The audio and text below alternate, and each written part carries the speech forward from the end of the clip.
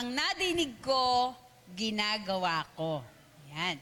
So kung kayo po ay may dalang mga banal na kasulatan, makipagbukas po kayo sa akin sa aklat ng Hebreo. Babasahin po natin sa Kapitulo 2, talatang 1 hanggang 4. Sabi po dyan, kaya nga dapat lalo nating panghawakang mabuti ang mga narinig natin upang hindi tayo maligaw. Ang mensaheng ipinahayag sa pamamagitan ng mga anghel ay napatunayang totoo. At sino mang lumabag o hindi sumunod dito ay tumanggap ng kaukulang parusa. Gayon din naman, paano tayo makakaiwas sa parusa kung hindi natin pahahalagahan ang napakadakilang kaligtasang ito? Ang Panginoon ang unang nagpahayag ng kaligtasang ito at ang mga nakarinig sa Kanya ang nagpatunay sa atin na ito'y totoo. Pinatunayan din ito ng Diyos sa pamamagitan ng mga kahangahangang tanda at ng iba't ibang himala at sa pamamagitan ng mga kaloob ng Espiritu Santo na ipinamahagi niya ayon sa Kanyang sariling kalooban. So, ang aklat po ng Hebreo, actually hanggang ngayon po ay pinagtatalunan kung sino talaga ang writer nito. No, kung sino po talaga ang sumulat. Marami pong mga scholar, ang sabi po nila, ito daw pong aklat ng Hebreo ay isinulat ni Apostol Pablo. No? Pero, meron naman po mga grupo ng scholar, sabi nila, hindi daw. Kasi, yun daw, iba daw po yung mga salita na ginamit, mas pines, di ba? Kasi si Pablo medyo matapang siya no?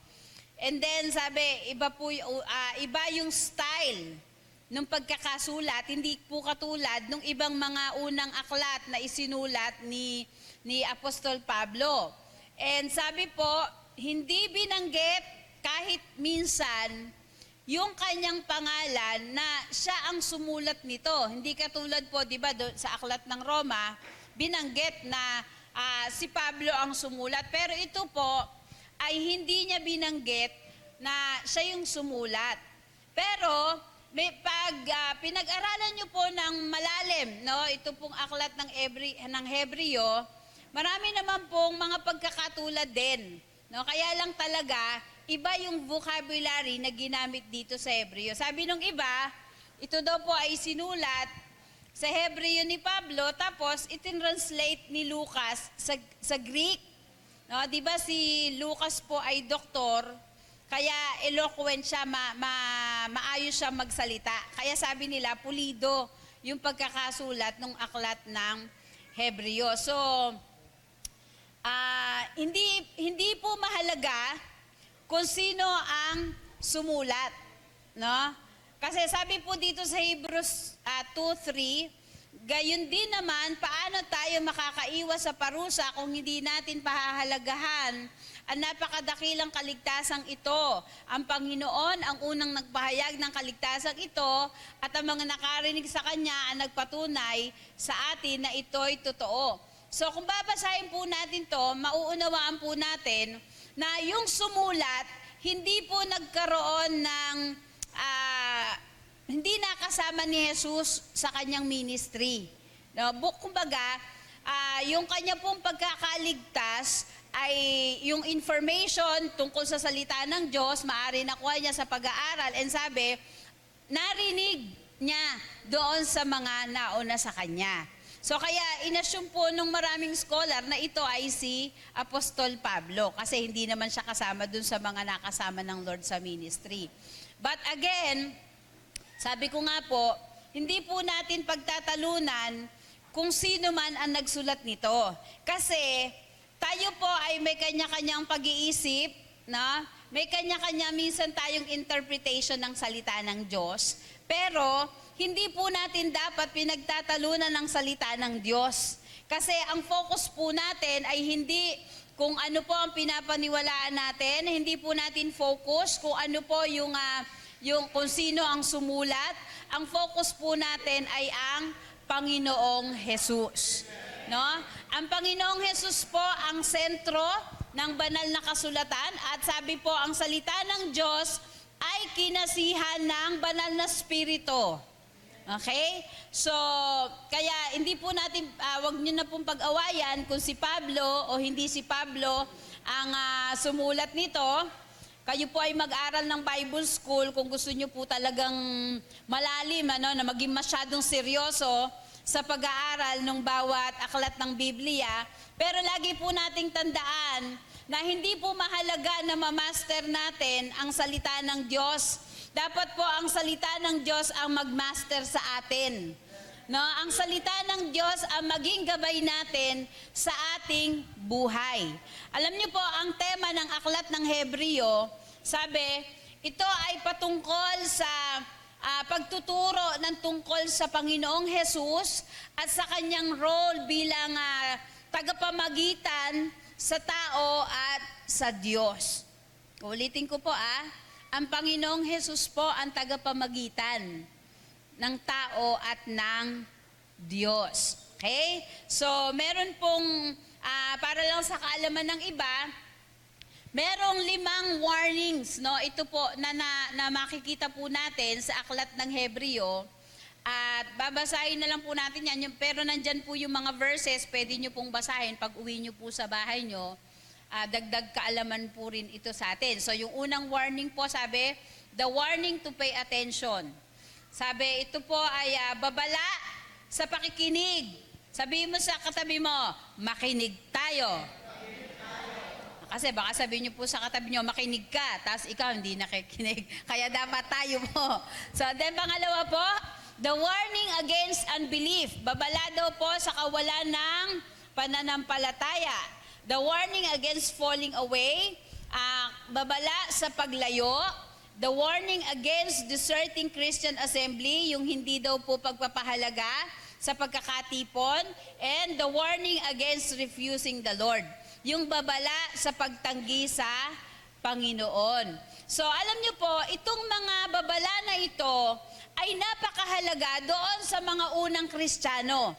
At naniniwala po ako na ito ay mahalaga din sa buhay natin ngayon bilang mga anak ng Diyos. So sa 5 pong ito, ang ating pag-uusapan ngayong umaga ay yung pagpapahalaga or babala sa pakikinig. So sabi po nung title natin, ang nadinig ko, isasagawa ko. So, ang mahalaga po sa pakikinig natin ng salita ng Diyos ay hindi kung gaano kalalim yung pagkaalam natin sa salita ng Diyos, but sabi, kung ito ay ating naipapamuhay. Marahil po marami sa atin dito na nakaupo ay nakarinig na ng halos daan-daan o maaring yung mga matatagal, libo-libo na po, no? Libo-libo na sermon patungkol at pag-aaral sa Bible kasi matagal na po tayo dito sa church. Pero hindi po dito question kung gaano yung kadami yung narinig natin at gaano kadami yung kaalaman natin. Ang malaking tanong po dito, kung yung mga mensahe po ba na narinig natin ay nakagawa ng pagkakaiba sa ating paglakad kasama ang Panginoon. Yun po yung mahalaga doon. Dapat yung mga mensahe na atin naririnig, umaapekto sa buhay natin, di ba? Nagiging gabay natin kung paano tayo mamumuhay sa katuwiran ng Diyos, paano tayo mamumuhay sa kalooban ng Panginoon.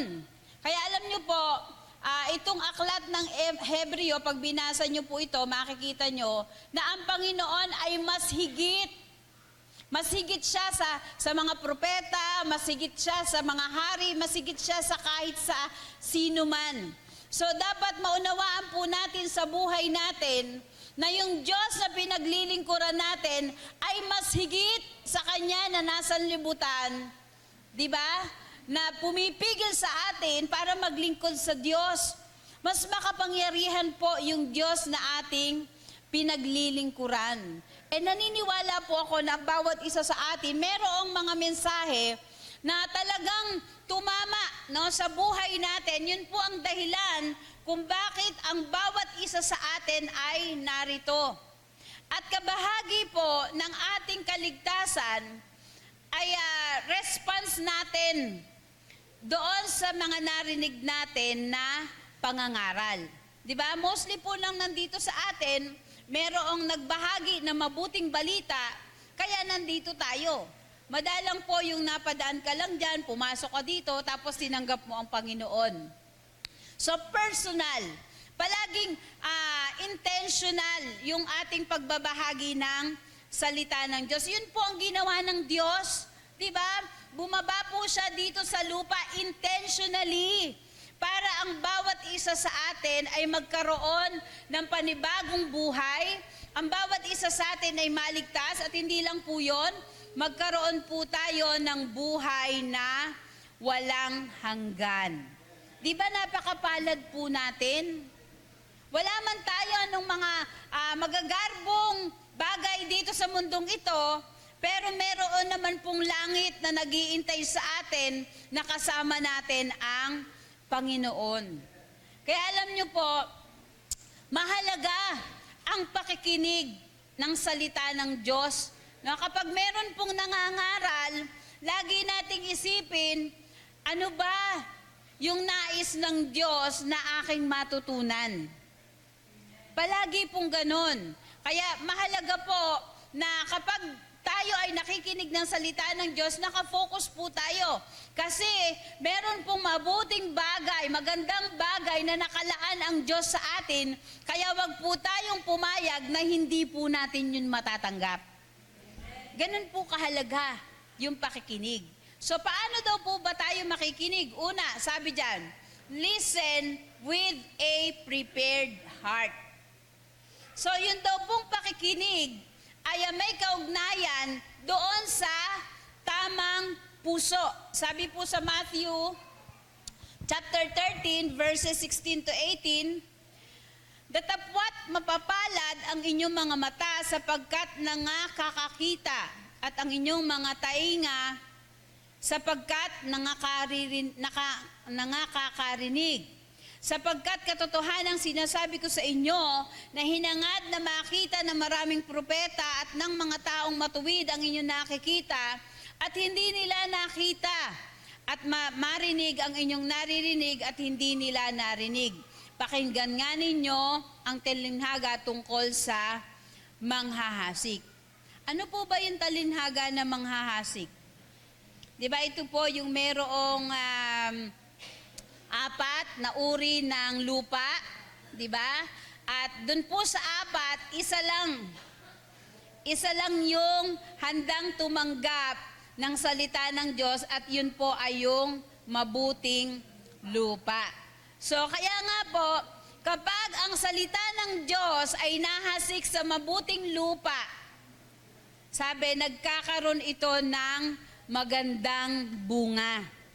So tanungin po natin yung ating mga sarili ngayong umaga. Tayo po ba, ang ating po ba mga puso ay mabuting lupa? Kayo lang po makakasagot niyan. Na? So kaya nga po, ito po ay malinaw na yung puso ay mahalaga. Kasi nandito lahat ng issue eh. Di ba? Yung puso yung lumalaban. Pag yung hindi mo matanggap, yung sinasabi nung nangangaral. No? Lalo na kapag tinatamaan ka nung mensahe ng Diyos, di ba? Puso natin yung naglalaban. Okay? So kaya nga sabi, kinakailangan maging handa po yung ating puso. Maging bukas yung ating puso sa salita ng Diyos para pag tinanggap natin ang salita ng Panginoon, hindi ito i-reject ng ating mga puso. Kaya mahalaga po na kapag tayo ay pumupunta sa bahay-sambahan, handa po yung ating puso na mag-respond sa salita ng Diyos kapag ito ay nangungusap na sa atin. Di ba kapag tayo po ay tinatawag ng Panginoon, sa puso din eh. Pag hindi tama yung puso mo, lahat na ng dahilan magagawa mo. Di ba? Lord, bakit po ako? Lord, hindi ko po kaya. Hindi po isip ang nagdidikta niyan, puso po. Kasi may mali sa kondisyon ng ating puso. Maging sa pagharap sa kasalanan.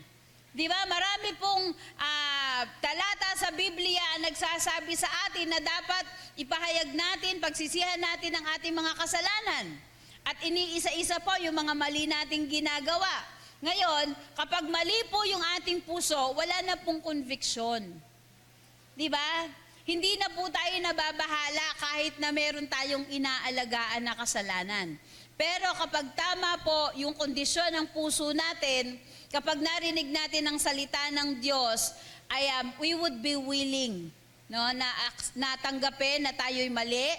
We would be willing na tanggapin yung ating pagkakamali at magiging willing din po tayo na humingi ng tawad sa Panginoon. So, ang salita po ng Diyos ay nagbibigay sa atin ng motivation na manalangin, na hanapin ng Diyos, na sambahin siya. Di ba? Na tayo po ay mag-sacrifice. Kaya kinakailangan, alam nyo po, maging kagalakan po natin palagi. Hindi lang ang magbasa ng salita ng Diyos, but also to hear God's word. Kasi sabi po, ang pananampalataya ay nagmumula sa pakikinig. Di ba? At pakikinig ng salita ng Diyos. Kaya nagkakaroon po ng transformation yung ating isip kapag tama po yung kondisyon ng ating puso. Diba? Sumasabay na yon. Kapag meron kang puso na maglingkod sa Panginoon, kahit sinasabi ng isip mo na mahirap, wala kang magagawa. Diba? Kasi tama po yung kondisyon ng ating puso. So wala po nagsasabi na madaling maglingkod sa Diyos. Diba, lagi nga po sinasabi ng mga pastor na mahirap maglingkod sa Diyos pero masarap. And lagi po nating tandaan, kapag anumang bagay na mahalaga sa atin o minamahal natin, kahit po mahirap yan, diba, gagawin po natin yung pinakamabuti nating magagawa. So kaya po maraming nagtatagal na magpastor.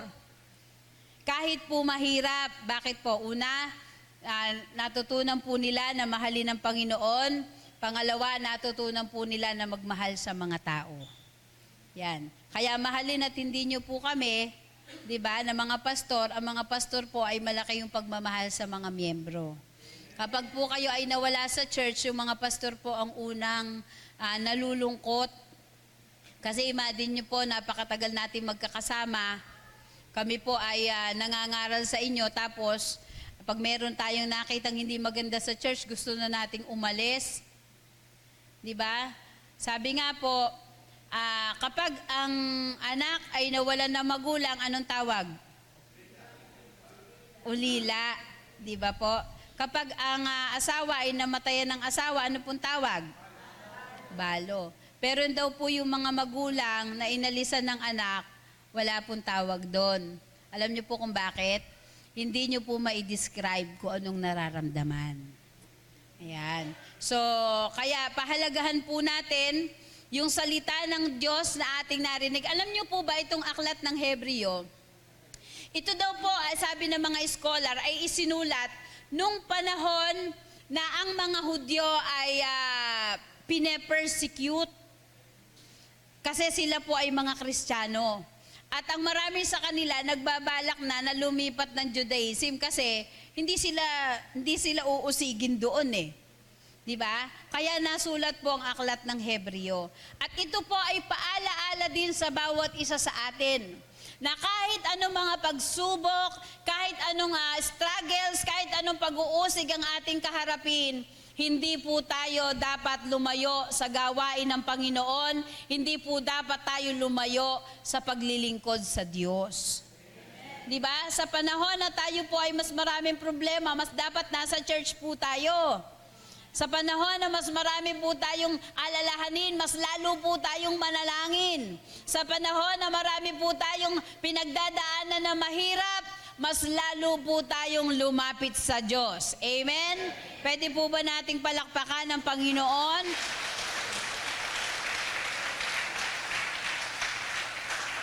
So mahalaga po, no, na tama po ang ating mga puso.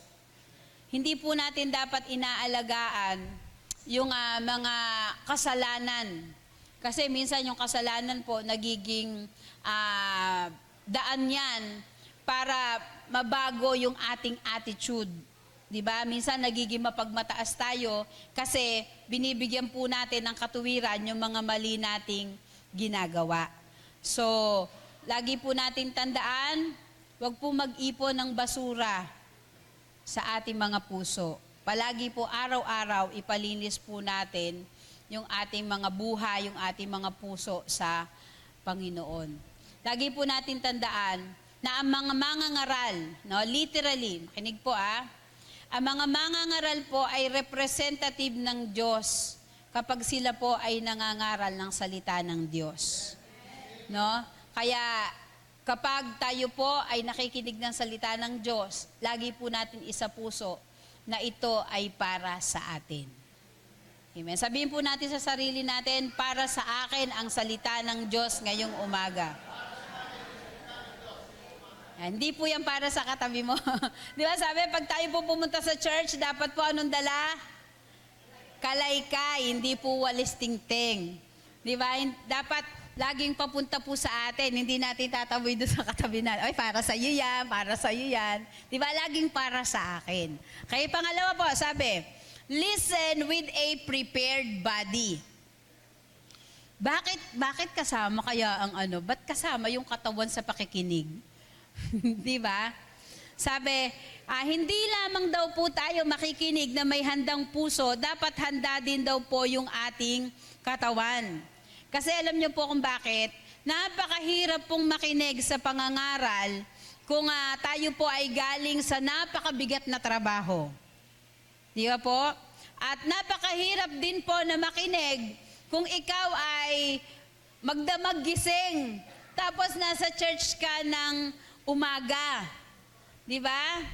So napakahirap po kung halimbawa ikaw ay maraming ginawa ng Sabado ng gabi, pagdating mo sa church, anong mangyayari? Tulog. Sabihin mo sa katabi mo, gumising ka.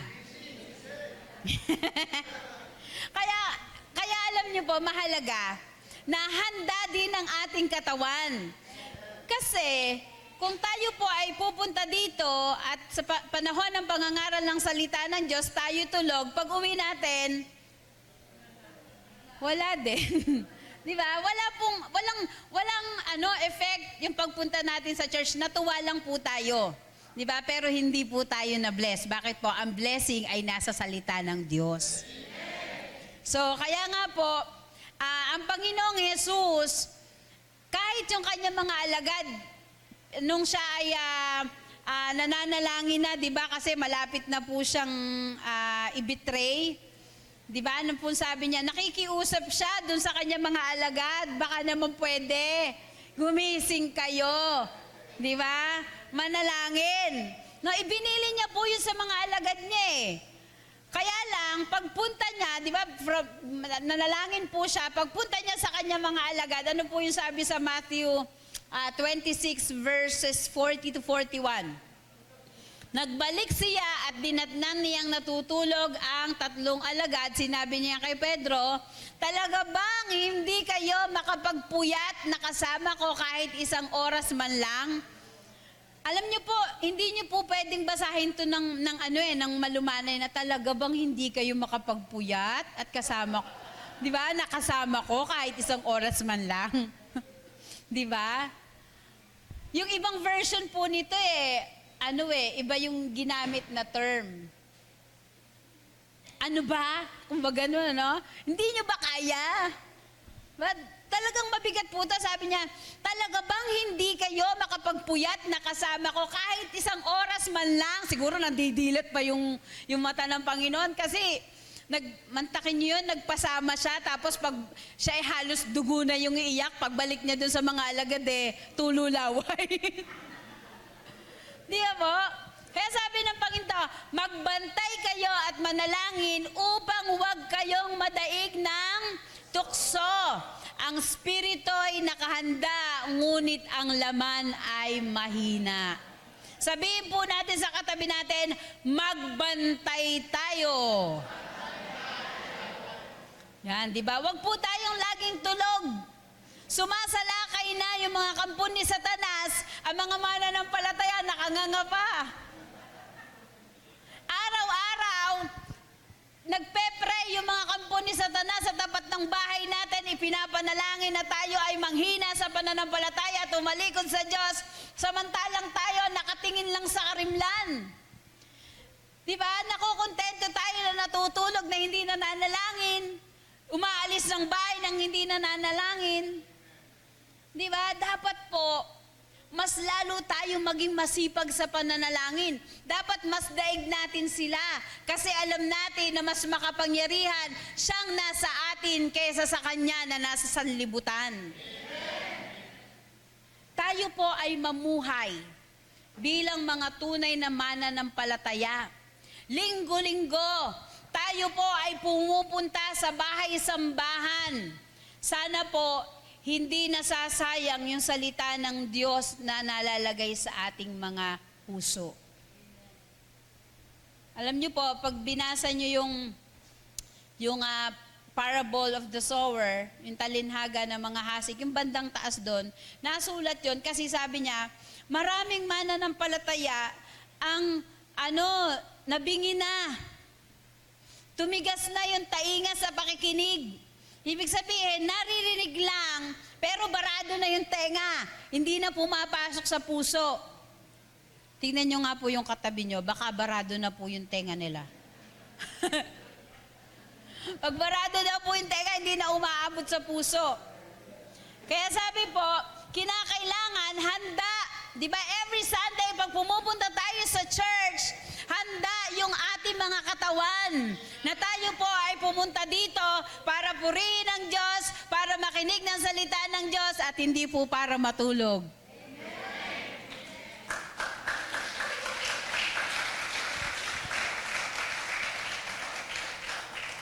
So para po maging handa yung ating katawan, sabi po, listen with a praying spirit. Dapat yung ating pong espiritu ay palaging nananalangin. Alam niyo po, ang pangangaral, ito po ay spiritual event. Bakit po? Kasi ang salita ng Diyos po ay malinaw na nangungusap sa ating kalooban. Kaya nga po napakahalaga na yung bawat salita ay umaabot dun sa ating puso. Diba? Handa po yung ating puso. Dapat tayo po ay palaging nananalangin. Alam niyo po ba pag tayo ay nanalangin, kapag merong pangangaral, sabi, meron daw pong dalawang direksyon na pinupuntahan yung panalangin natin. Yung una daw po ay papunta doon sa nangangaral. Dapat ipinapanalangin daw po natin yung pastor o yung mangangaral na nagdadala ng salita ng Diyos.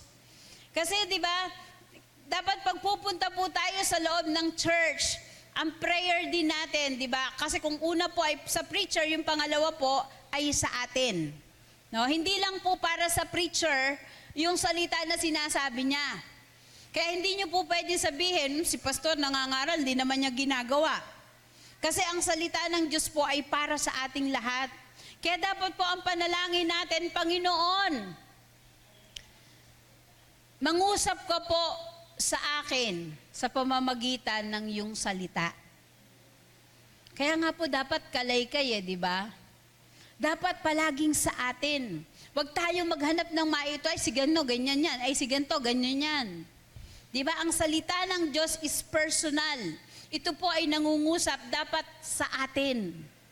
Pag ang salita ng Diyos ay hindi na po nangungusap sa atin, ibig sabihin, barado na po yung tenga natin. Diba? Dapat na po tayong magpalinis ng tenga.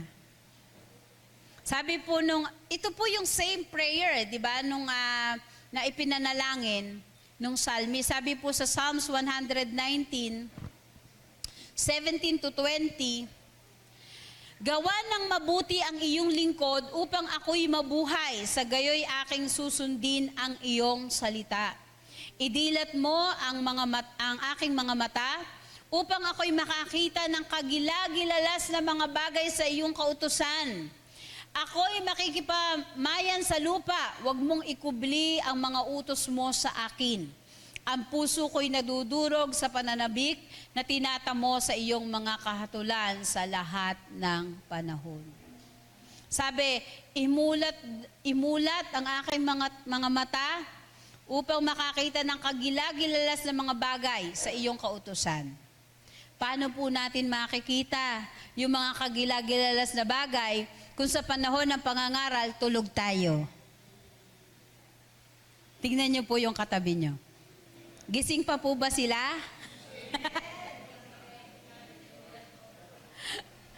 Diba? Ang salita po ng Diyos ay palagi nagpapaalala na ipanalangin po natin yung mga nangangaral. Kahit si Apostol Pablo po, di ba napaka-eksperto na niya sa pangangaral eh. Pero humihingi pa rin siya ng panalangin kapag siya po ay nangangaral. Kaya nga po, mahalaga na maunawaan natin na ang pangangaral, dalawa po ang direksyon niya pag tayo nanalangin. Pagpe-pray natin yung nangangaral at ipagpe-pray din po natin yung ating sarili.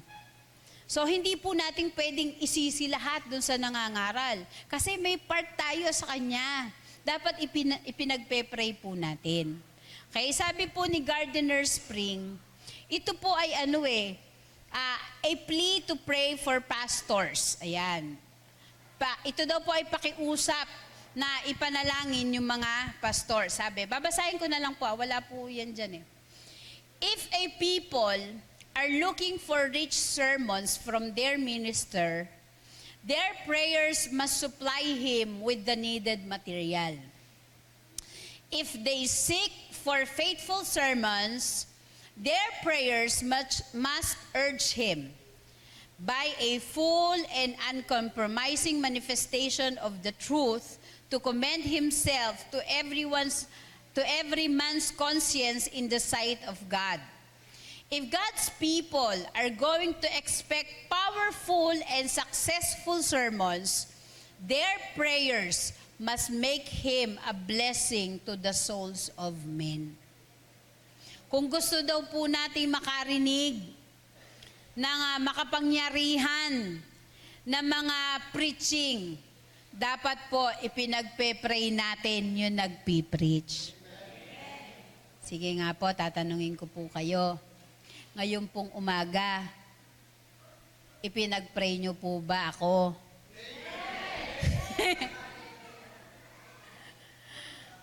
So mahalaga po na ipinagpe-pray natin para kami po ay magabayan kasi kami po'y tao rin lang. Diba? Tao din lang po ako, mukha lang po akong diwata. Diwata ng karagatan. Kami po ay tao rin lang.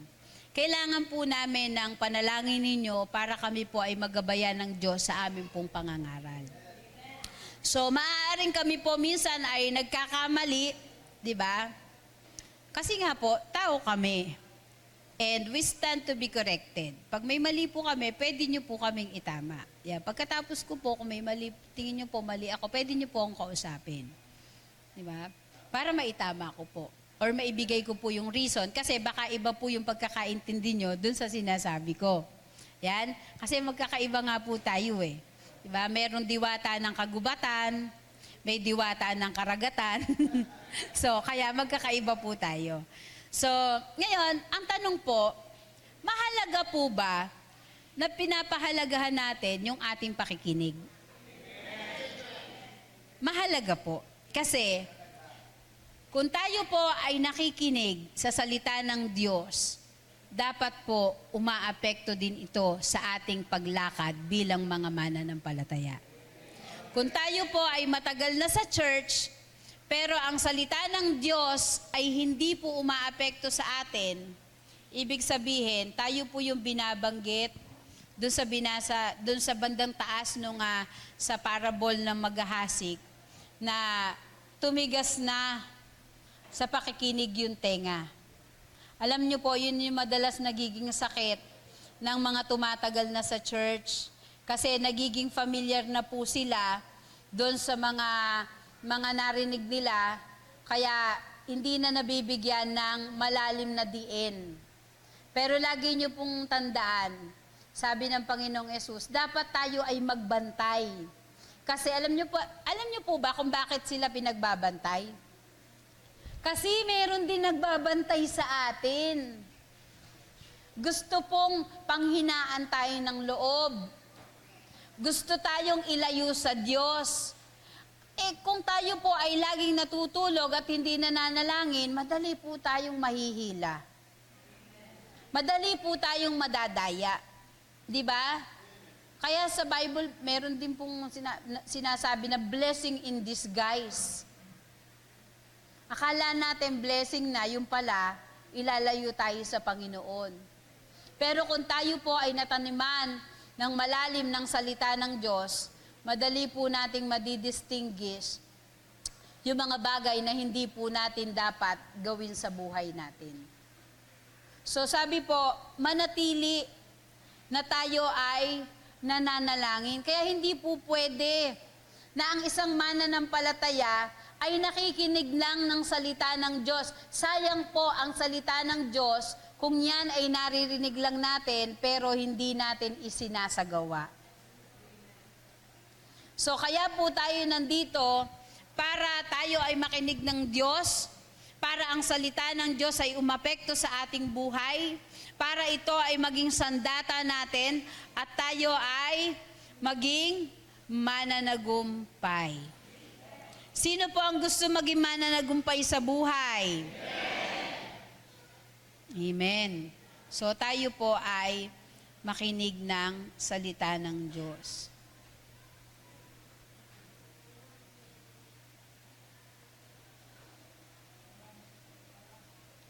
Sablit.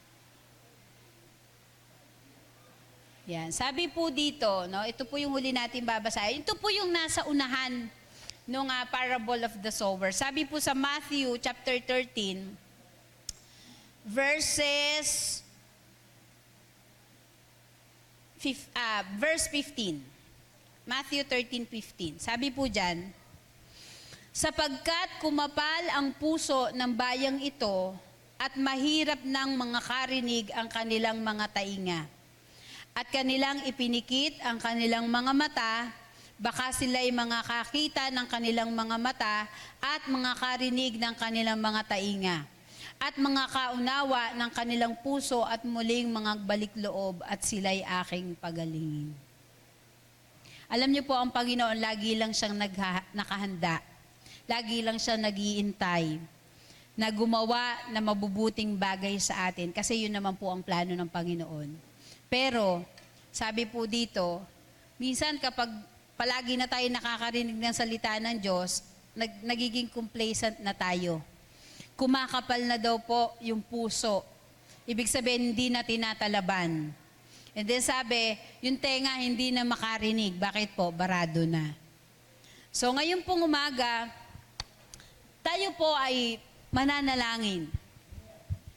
Lagi ko nga pong sinasabi, syempre, kilala po natin yung ating sarili. Alam po natin kung ano na yung ating kondisyon pagdating sa pananampalataya. So ipag-pray po natin na hindi po tayo kasama dito na kumapal na ang puso. Ibig sabihin, hindi na po tinatalaban ang salita ng Diyos. Pag-pray natin sa Panginoon na hindi mangyari sa atin na tayo ay hindi na makarinig. Ibig sabihin po, bagamat naririnig natin yung salita ng Diyos, hindi na po umaapekto sa atin.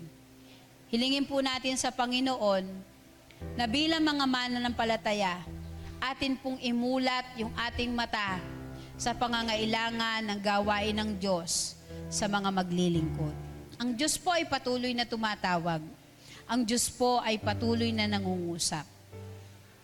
Nawa po, sa pamamagitan ng ating pakikinig, ang maging tugon po natin sa Panginoon, Lord, narito po ako, gamitin mo.